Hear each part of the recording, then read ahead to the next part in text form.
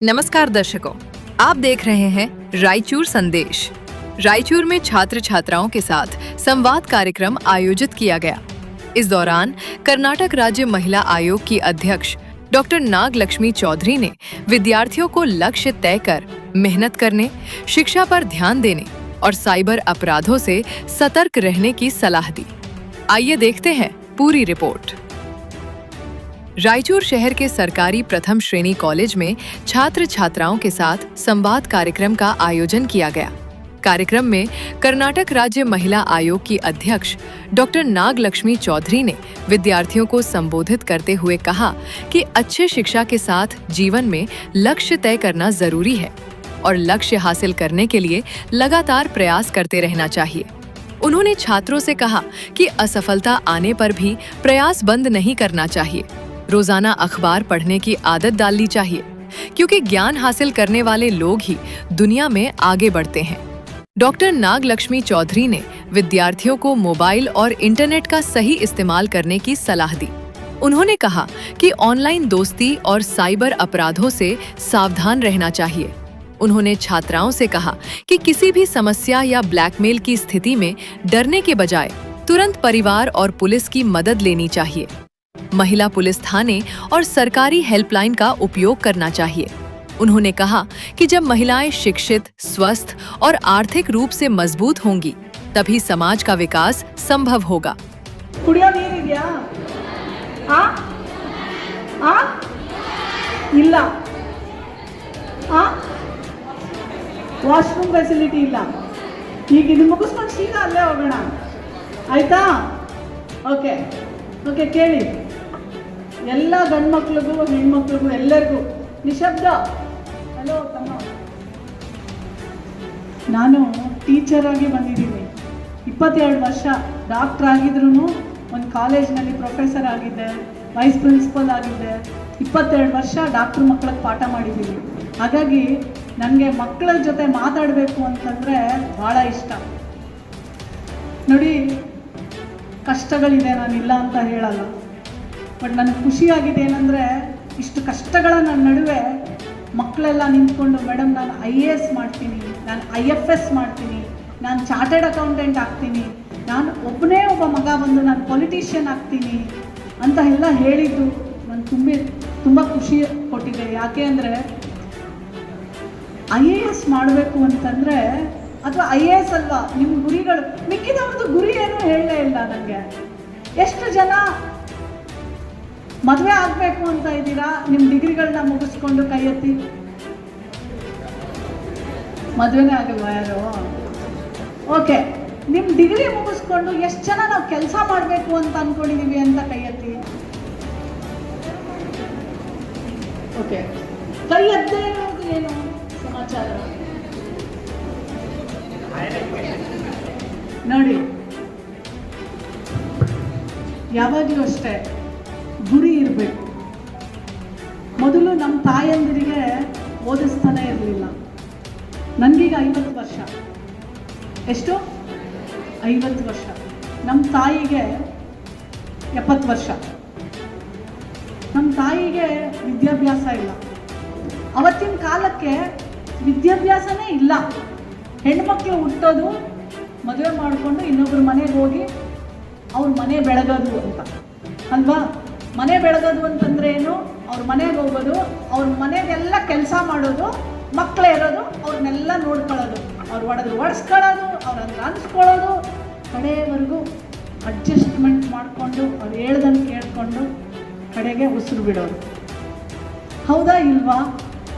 ನೀವು ಮಾತಾಡಬೇಕು ಜೋರಾಗಿ. ಹೌದಾ ಇಲ್ವಾ? ನಮಗೆ ನಾನು ಓದಬೇಕಾದ್ರೂ ಅಷ್ಟೇ ನಮ್ಮೂರಲ್ಲಿ ಓದಿಸ್ತಾ ಇರಲಿಲ್ಲ. ನಮ್ಮೂರಿನಲ್ಲಿ ಅವಕ್ಕೇನೆ ಋತುಮತಿ ಆದರೆ, ಮುಟ್ಟಾದರೆ ಹೆಣ್ಮಗಳು ಒಂದು 2-3 ವರ್ಷ ಸ್ಕೂಲಿಗೆ ಕಳಿಸ್ತಿದ್ರು. ಒಂದು 10ನೇ ಕ್ಲಾಸು PUC ಮಟ್ಟಕ್ಕಷ್ಟೇ. ಅಷ್ಟರಲ್ಲಿ ಗಂಡು ನೋಡಿ ಮದುವೆ ಮಾಡಿಬಿಡೋರು. ಅಂದರೆ ಏನು? ಹೆಣ್ಣು ಹುಟ್ಟಿದಾಳೆ ಅಂದರೆ ಋಣ ಕಳ್ಕೋಬೇಕು, ತಲೆ ಮೇಲಿರೋ ಭಾರ ಕಳ್ಕೋಬೇಕು, ಈ ಥರ. ನಮ್ಮ ತಂದೆ ಇಡೀ ಊರಿನಲ್ಲಿ ನಾನೇ ಓದಿದ್ದು ಮೊದಲನೇ ಹೆಣ್ಮಗಳು ನಮ್ಮೂರಿಗೆ ಮೊದಲನೇ ಡಾಕ್ಟ್ರು ನಾನು.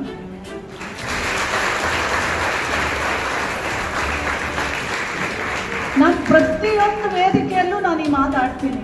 ಯಾಕೆ ಅಂದರೆ ನಮ್ಮೂರಿನಲ್ಲಿ ಒಂದು ಅಪ್ಲಿಕೇಶನ್ ತುಂಬಕ್ಕೂ ಯಾರಿಗೂ ಬರ್ತಾ ಇರಲಿಲ್ಲ. ಯಾರನ್ನಾರು ಕರೆಸಿ ಅಪ್ಲಿಕೇಶನ್ ತುಂಬಿಸೋರು. ನಮಗೂ ಏನು ಗೊತ್ತಾಗ್ತಾ ಇರಲಿಲ್ಲ. ನಾವು ಓದಿದ್ದು ಸ್ಕೂಲು ಇಂಗ್ಲೀಷ್ ಮೀಡಿಯಮ್ ಆದ್ರೂ ಎಲ್ಲ ಕನ್ನಡ ಮಾತಾಡೋದು. ಪುಸ್ತಕದಲ್ಲಿ ಒಂದು 3-4 ಸಬ್ಜೆಕ್ಟ್ ಇಂಗ್ಲೀಷ್ ಇರ್ತಿತ್ತು ಹೊತ್ತು ಕೆಲವೊಂದು ಅರ್ಥನೇ ಆಗ್ತಿರ್ಲಿಲ್ಲ. ನನಗೆ ಸರಿಯಾಗಿ ಇಂಗ್ಲೀಷ್ ಬರ್ತಾ ಇರಲಿಲ್ಲ. ಡಾಕ್ಟ್ರು ಓದಬೇಕಾದ್ರೆ 1 ವರ್ಷ ಫೇಲ್ ಆಗಿದ್ದೀನಿ. ತುಂಬ ಸೋತಿದ್ದೀನಿ ಲೈಫಲ್ಲಿ. ವೇದಿಕೆ ಮೇಲೆ ಯಾವತ್ತೂ ಬಂದು ಸ್ಕೂಲಲ್ಲಿ ಕಾಲೇಜ್ಗಳಲ್ಲಿ ಅವಾರ್ಡ್ ಬಂದಿದೆ, ಯಾವುದ್ರಲ್ಲೋ ಗೆದ್ದಿದ್ದೀನಿ, ಯಾವುದ್ರಲ್ಲೋ ಜಾಸ್ತಿ ಮಾರ್ಕ್ಸ್ ತೊಗೊಂಡಿದ್ದೀನಿ ಅಂತ ಯಾವತ್ತೂ ಪ್ರೈಸ್ ತೊಗೊಂಡಿಲ್ಲ. ನಾನು ಫಸ್ಟ್ ರ್ಯಾಂಕ್ ಗ್ರೂಪಲ್ಲಿ ಅಲ್ಲ, ಆದರೆ ನಾನು ಕಷ್ಟಪಡುವಂಥ ಗ್ರೂಪಲ್ಲಿ ಸೇರ್ತೀನಿ. ನಾನು ಈ ಸಲ ಸಬ್ಜೆಕ್ಟಲ್ಲಿ ಫೇಲ್ ಆದರೆ ಮನೇಲಿ ಕುತ್ಕೊಂಡು 100 ಸಲ ಬರೀತಾ ಇದ್ದೆ, ನಾನು ಫೇಲ್ ಆಗಿದ್ದೀನಿ, ನಾನು ಇದನ್ನು ಪ್ರಾಕ್ಟೀಸ್ ಮಾಡಬೇಕು, ನಾನು ಪಾಸ್ ಆಗಬೇಕು ಅಂತ. ನೀವು ನಂಬೋದಿಲ್ಲ, ನಾನು ಡಾಕ್ಟರ್ ಡಿಗ್ರಿ ಮುಗಿಸಿದ ತಕ್ಷಣ ಮಾಸ್ಟರ್ಸ್ಗೆ ಹೋಗ್ಬೇಕಾದ್ರೆ ನಾನು ಇಡೀ ಬ್ಯಾಚಲ್ಲಿ ಫಸ್ಟ್ ಮಾಸ್ಟರ್ಸ್ ಡಿಗ್ರಿನ ತಗೊಂಡವಳು. ಅಂದರೆ ನಾನು ಎಷ್ಟೇ ಸೋತ್ರೂ ಪರವಾಗಿಲ್ಲ, ಎಷ್ಟೇ ನನಗೆ ಕಷ್ಟ ಆದರೂ ಪರವಾಗಿಲ್ಲ, ಕಲಿಯೋದನ್ನ ಬಿಟ್ಟಿಲ್ಲ. ಕಷ್ಟಪಟ್ಟಾಗ ಮಾತ್ರನೇ ನೀವೇನಾದ್ರು ಸಾಧನೆ ಮಾಡೋಕ್ಕೆ ಸಾಧ್ಯ. ಇಲ್ಲಿ ನಮ್ಮ ಮಕ್ಕಳು ಹೇಳಿದ್ರು ನಾನು IAS ಮಾಡಬೇಕು ಅಂತ. ನಿಮ್ಮೆಲ್ರಿಗೂ ಹೇಳ್ತೀನಿ, ನೀವು IAS ಮಾಡಬೇಕು ಅಂತಂದರೆ ಪ್ರತಿದಿನ ಪೇಪರ್ಗಳು ಓದಬೇಕು. ನಿಮ್ಮ ಮನೇಲಿ ಪೇಪರ್ ತರಿಸಲ್ಲ, ಓಕೆ, ನಿಮ್ಮ ಲೈಬ್ರರಿಲಿ ಎಲ್ಲ ಪೇಪರ್ ಇರುತ್ತೆ. ಎಷ್ಟು ಜನ ಪೇಪರ್ ಓದ್ತೀರಾ? ಎಷ್ಟು ಜನ ಪೇಪರ್ ಓದ್ತೀರಾ? ಲೈಬ್ರರಿಗೆ ಹೋಗಿ. ಬೇರೆಯವ್ರು ಯಾರು ಪೇಪರ್ ಓದಲ್ವಾ? ಓಕೆ, ಎಷ್ಟು ಜನ ರೀಲ್ಸ್ ನೋಡ್ತೀರಾ?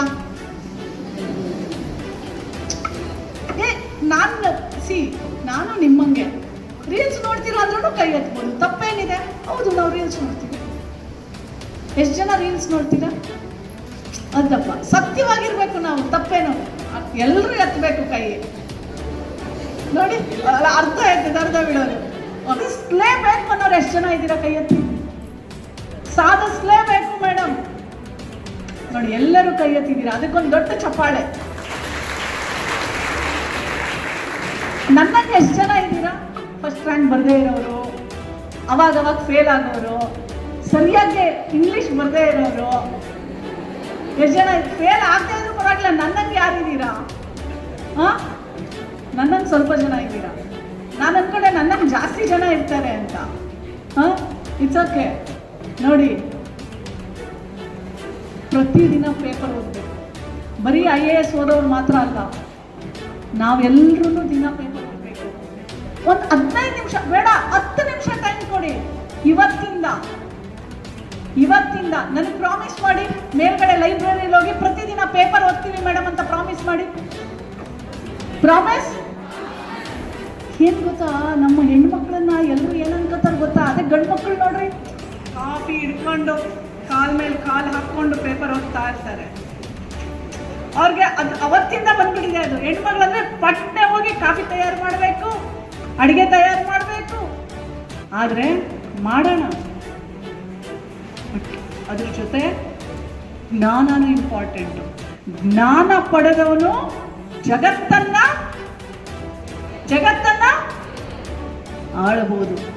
ಡಾಕ್ಟರ್ ಯಾರು ಹೇಳಿರೋದು ಇದನ್ನ? Doctor BR Ambedkar. ನೋಡುವ, ಅಂಬೇಡ್ಕರ್ಗಿಂತ ನಮಗೆ ಯಾರೂ ರೋಲ್ ಮಾಡಲ್ ಬೇಕಾಗಿಲ್ಲ.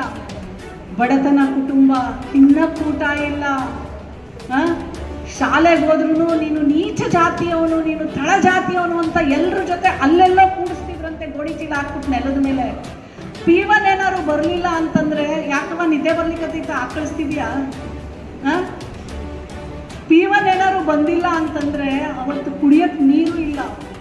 ಯಾಕೆಂದರೆ ಯಾರಾದರೂ P1 ನೀರು ಹಿಡಿದು ಹಿಂಗೆ ಸುರಿಬೇಕು, ಅವಾಗ ಮಾತ್ರ ನೀರು ಕುಡಿಬೇಕು. ಬಾಬಾ ಸಾಹೇಬ್ ಅಂಬೇಡ್ಕರ್ ಅವರು ಓದಿದಂಥ ಸ್ಕೂಲಲ್ಲಿ P1 ಬಂದಿಲ್ಲ ಅಂದರೆ ಕುಡಿಯೋಕ್ಕೆ ನೀರಿಲ್ಲ. ಊಟನೂ ಸಹ ತಗೊಂಡೋಗ್ತಿರ್ಲಿಲ್ಲ.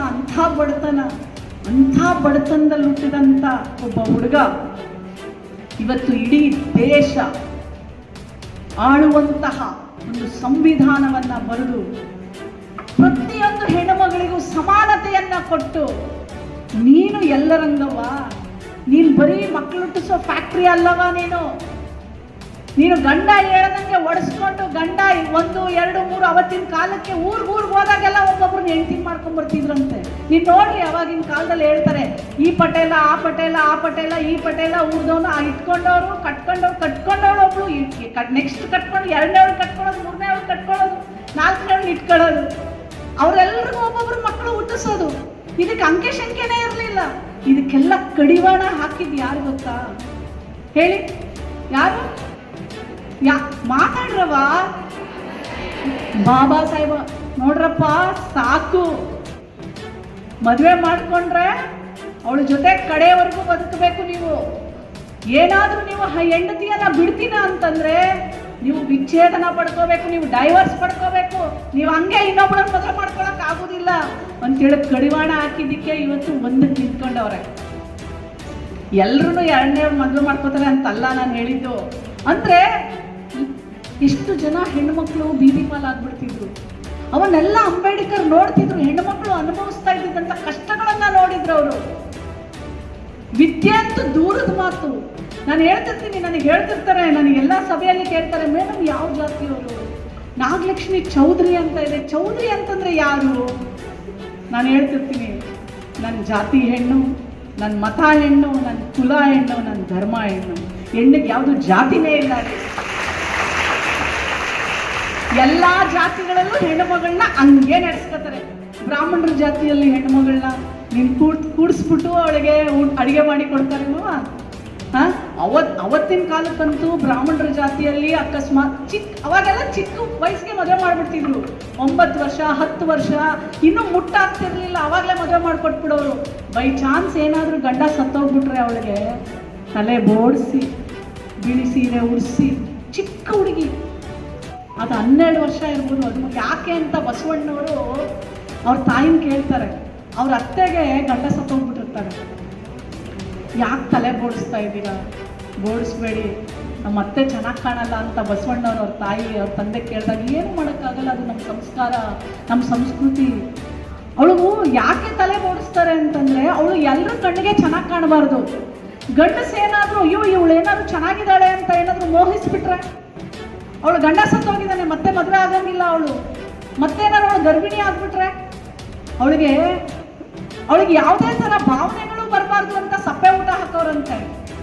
ಬಸವಣ್ಣವರು ನಾವಿವತ್ತು ಅಂಬೇಡ್ಕರ್ ಅವ್ರ ಜೊತೆಯಲ್ಲಿ ಇನ್ನೊಬ್ಬರನ್ನ ಬಹಳ ನೆನಪು ಮಾಡಬೇಕಾಗಿರೋದು ಬಸವಣ್ಣವರು. ಅಂಬೇಡ್ಕರ್ ನಮಗೆ 18th 19th ಸೆಂಚುರಿ. ಬಸವಣ್ಣವರು ಯಾವ ಸೆಂಚುರಿಯಲ್ಲಿ ಇದ್ರು ಗೊತ್ತಾ ನಿಮಗೆ? 12ನೇ ಶತಮಾನ. ಅವತ್ತೇ ಅವ್ರು ನಮ್ಮ ಪರ ಹೋರಾಟ ಮಾಡಿದ್ರವ. ಅವ್ರ ಅಕ್ಕನಿಗೆ ಜನಿವಾರ ಹಾಕಲ್ಲ, ಅವತ್ತು ಮುಂಜಿ ಮಾಡ್ತಿರ್ತಾರೆ. ಅವಾಗ ಅವ್ರ ಅಪ್ಪನಿಗೆ ಕೇಳ್ತಾರೆ, ನಮ್ಮ ಅಕ್ಕನಿಗೂ ಹಾಕ್ರಿ ನನ್ನ ಜೊತೆ ಜನಿವಾರ ಅಂತ. ಅವಾಗ ಇಲ್ಲ, ಅವ್ರಿಗೆ ಆ ಸಂಸ್ಕಾರ ಮಾಡಕ್ ಬರಲ್ಲ, ಅವಳು ಅಶುದ್ಧಳು, ಮುಟ್ಟಾಗೋ ಹೆಣ್ಣುಮಗಳು ಅಶುದ್ಧಳು, ಅದಕ್ಕೆ ಮಂತ್ರೋಪದೇಶ ಇರಲ್ಲ ಹೆಣ್ಣುಮಕ್ಕಳಿಗೆ. ಸೊ ಹಾಗಾಗಿ ಅವಳಿಗೆ ಜನಿವಾರ ಹಾಕಲ್ಲ ಅಂದಾಗ ಅಷ್ಟು ಚಿಕ್ಕ ಹುಡುಗ ಬಸವಣ್ಣ. ನನ್ನ ಅಕ್ಕನಿಗೆ ಇಲ್ಲದಂಥ ಸಂಸ್ಕಾರ ನನಗೂ ಬೇಡ, ಈ ಸಂಸ್ಕಾರಕ್ಕೆ ನಂದು ಧಿಕ್ಕಾರ ಅಂತ ಹೇಳಿ ಅಷ್ಟು ಚಿಕ್ಕ ವಯಸ್ಸಲ್ಲೇ ಮನೆ ಬಿಟ್ಟು ನಡೀತಾನೆ. ಅನುಭವ ಮಂಟಪ ಕಟ್ಟಿದಾಗ ಎಷ್ಟು ಜನ ವಿಧವೆಯಂದಿರು, ಮರು ವಿವಾಹ, ಅಂತರ್ಜಾತಿ ವಿವಾಹ ಎಲ್ಲವನ್ನೂ ಮಾಡಿಸ್ತಾರೆ. ಅವತ್ತಿಂದ ಇವತ್ತವರೆಗೂ ನೊಂದ್ಕೊಂಡು ಬಂದಿರೋ ಆ ಹೆಣ್ಣು ಮಕ್ಕಳು, ಆ ಹೆಣ್ಣು ಮಕ್ಕಳಿಗೆ ಇವತ್ತು ಇಷ್ಟು ಜನ ನೀವೆಲ್ಲ ಬಂದು ಇವತ್ತು ಶಾಲೆ ಕಾಲೇಜ್ಗಳಲ್ಲಿ ಓದಿ, ಒಬ್ಳು ನಾಗಲಕ್ಷ್ಮಿ ಒಂದು ಹಳ್ಳಿಯಿಂದ ಬಂದವಳು ಇಲ್ಲಿ ತನಕ ಬಂದು ಮಹಿಳಾ ಆಯೋಗದ ಅಧ್ಯಕ್ಷೆಯಾಗಿ ನಿಮ್ಮನ್ನೆಲ್ಲ ಉದ್ದೇಶಿಸಿ ಮಾತಾಡ್ತಿದ್ದೀನಿ ಅಂತಂದ್ರೆ ಅದಕ್ಕೆಲ್ಲ ಕೊಡುಗೆ ಡಾಕ್ಟರ್ BR ಅಂಬೇಡ್ಕರ್, ಬಸವಣ್ಣನವರು. ಅವರನ್ನೆಲ್ಲ ನಾವು ನೆನೆಸ್ಬೇಕಾ ಬೇಡವಾ? संवाद के दौरान छात्राओं ने कॉलेज आने जाने के लिए बस सुविधा की समस्या भी रखी। छात्राओं ने बताया कि कई बार बस नहीं मिलने पर उन्हें पैदल आना जाना पड़ता है। डॉक्टर नागलक्ष्मी चौधरी ने 1 घंटे से अधिक समय तक विद्यार्थियों से बातचीत की और उन्हें आत्मविश्वास के साथ आगे बढ़ने की प्रेरणा दी।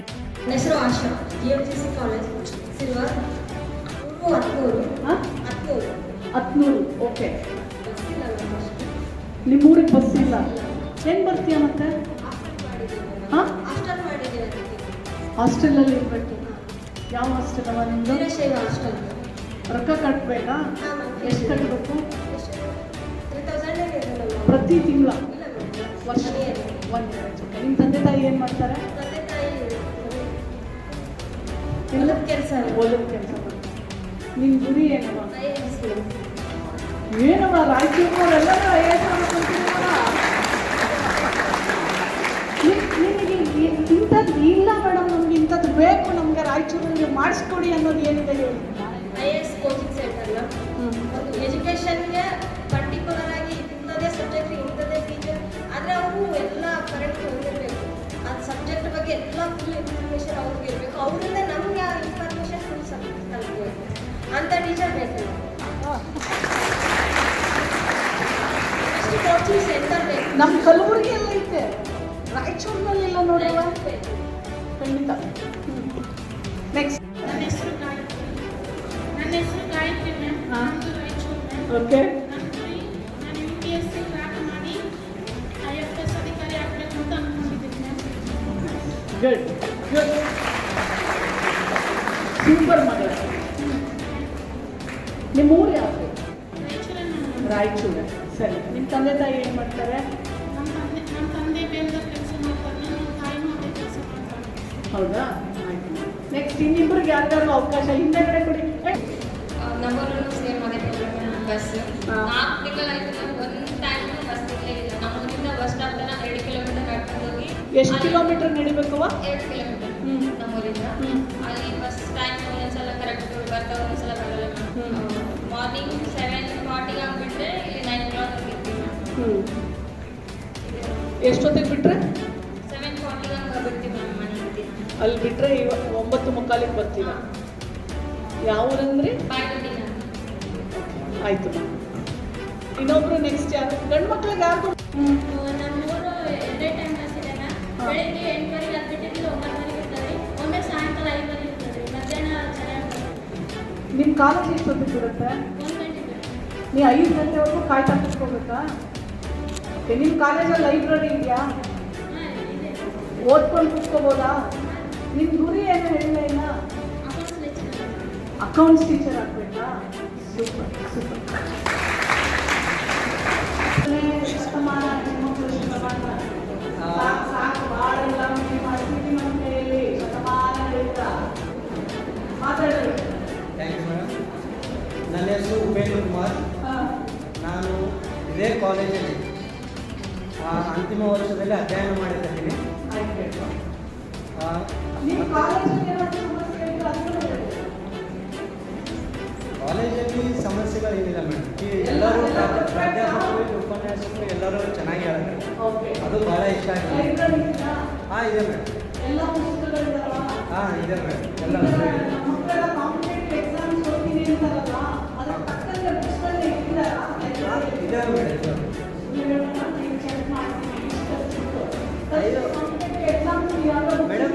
ಸಮಸ್ಯೆ ಗ್ರಂಥಾಲಯದಲ್ಲ, ಇಲ್ಲಿ ಕುಂತು ಎಲ್ಲ ಒಂದು ಕಮ್ಯುನಿಟಿಯಾಗಿ ಒಂದು ಗುಂಪಾಗಿ ಚರ್ಚೆ ಮಾಡುವುದಿಲ್ಲ.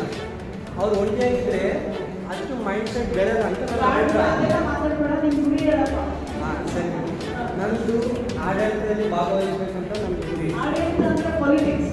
ಅದು ರಾಜಕೀಯದಲ್ಲಿ ಅದು ಅಧಿಕಾರಿ ಆಗಿದೆ, ಶಾಸನದಲ್ಲಿ ಅದು ಕಾರ್ಯನಿರ್ವಹಿಸಿ ಯಾವುದಾದ್ರು. ಹೌದು. ನಾನು BA ಮೇಡಮ್.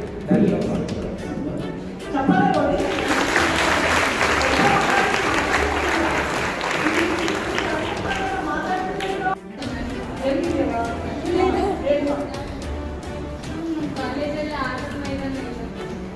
ಅದು ಬಿಟ್ಟು ಬೇರೆ ಎಲ್ಲ ಇದೆ. ಮತ್ತು ನೀವು ಆಟ ಆಡ್ಬೇಕಂದ್ರೆ ಒಂದು ಸಬ್ಜೆಕ್ಟ್ ಇರುತ್ತಲ್ಲ, ಒಂದು ಪೀರಿಯಡ್ ಇರುತ್ತಲ್ಲ, ಅವಾಗ ಏನು ಮಾಡ್ತೀರಾ? ಅದಕ್ಕೆ ಇಲ್ಲ ಮ್ಯಾಮ್, ಅದೊಂದು ಸವಾಲು ಮಾಡಿಕೊಟ್ಟರೆ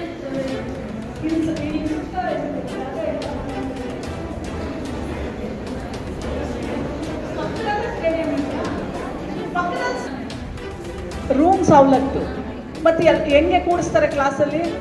ಮ್ಯಾಮ್ ಅದೇ ಮ್ಯಾಮ್, ರೂಮ್ಸ್ ಕಡಿಮೆ ಅದಾವೆ ಮ್ಯಾಮ್, ಸ್ಟ್ರೆಂತ್ ಜಾಸ್ತಿ ಇದೆ. ಎಷ್ಟಿದ್ದೀರಾ ಒಂದು ಕ್ಲಾಸಲ್ಲಿ? ಈ 50 ಮೆಂಬರ್ಸ್ 350 ಜನ ಒಂದು ಕ್ಲಾಸ್ ರೂಮಲ್ಲಿ ಕೂಡ್ತೀರಾ? ಅಂದರೆ ರೂಮ್ಸ್ ಇಲ್ಲ ಮ್ಯಾಮ್, ಹಾಂ, ಕಡಿಮೆ ಅದಾವೆ. ಕಡಿಮೆ ಅದಾವ. Okay fine. ಓಕೆ, ಇದ್ರಲ್ಲಿ ಯಾರು ಡಾಕ್ಟರ್ಸ್ ಆಗೋಕೆ ಇಷ್ಟ ಇಲ್ವಾ?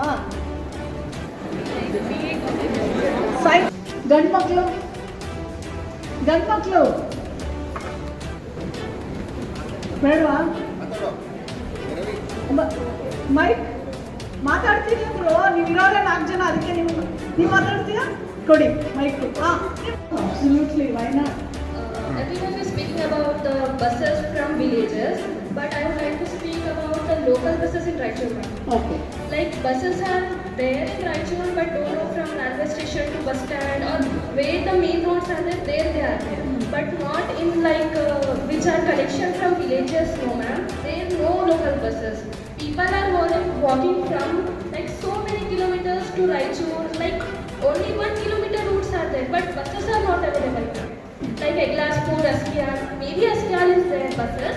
Eglaspur and Sidrampur there inside, no buses, not local buses. There village people are suffering so much. And for electricity, nowadays most of the time is going like no electricity. ಅಂದರೆ ಕರೆಂಟೇ ಇರಲ್ವಾ? No, current is there, but like if little it's thundering, no electricity. For hours. ಎಷ್ಟು ಗಂಟೆಗಳ current ಬರುತ್ತೆ? Like 10 o'clock it's morning, 10 a.m. it's going, and 5 p.m. and all it's coming. Like that. ಪ್ರತಿದಿನ? No, pratidina no. Like if thundering happening, little bit if wind is blowing, then current there is going on. And people are suffering for local buses so much now. Buses next ಆ ಗಂಡು ಮಗನಿಗೆ ಕೊಟ್ಬಿಡ. ಸ್ವಲ್ಪ ಯಾವುದು? Okay. ನಿಮ್ಮ bus ಬರುತ್ತಾ ಬರಲ್ವಾ? ಬರಲ್ಲ. ಹೌದಾ? ನೀ ಏನು ಓದ್ತಾ ಇದೆಯಾ? BA second year. ನೀನೇನು ಆಗ್ಬೇಕಂತೀಯಾ? ಮೇಡಮ್ ನಾನು ರಾಜಕೀಯದಲ್ಲಿ ಬರ್ಬೇಕು ಅನ್ಕೊಂಡಿದ್ಯಾ? ಒಬ್ಬರಿಗಾಗಿ ಚಪ್ಪಾಳೆ ಹೊಡೋದು. ನೀವು ಒಬ್ಬರು ಯಾರೋ ಮಾತಾಡ್ತೀನಿ ನಾನು. ಎಕ್ಸಾಮಿಂದ 6 ಸೆಮ್ವರೆಗೆ ಮ್ಯಾಮ್ ಕೆಮಿಸ್ಟ್ರಿ ಲೆಕ್ಚರರ್ ಇಲ್ಲ. Chemistry lecturer ma'am, chemistry, biotechnology, botany, physics ಅಲ್ಲಿ ಒಬ್ಬರೇ ಇದ್ದಾರೆ ಮ್ಯಾಮ್. ನನಗೆ ಫುಲ್ ಟೈಮ್ ಲೆಕ್ಚರರ್ ಬೇಕು ಮ್ಯಾಮ್, ಟೀಚರ್ಸ್ ಬೇಕು.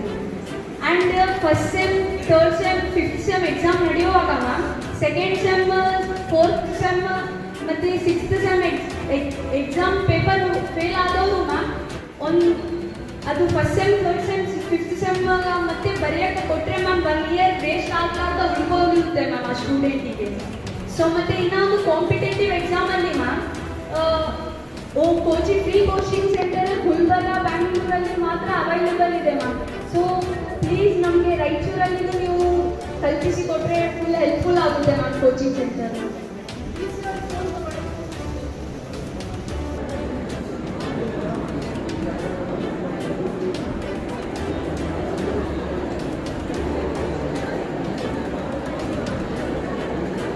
कार्यक्रम के अंत में छात्राओं ने महिला आयोग की अध्यक्ष के साथ सेल्फी ली और खुशी जाहिर की।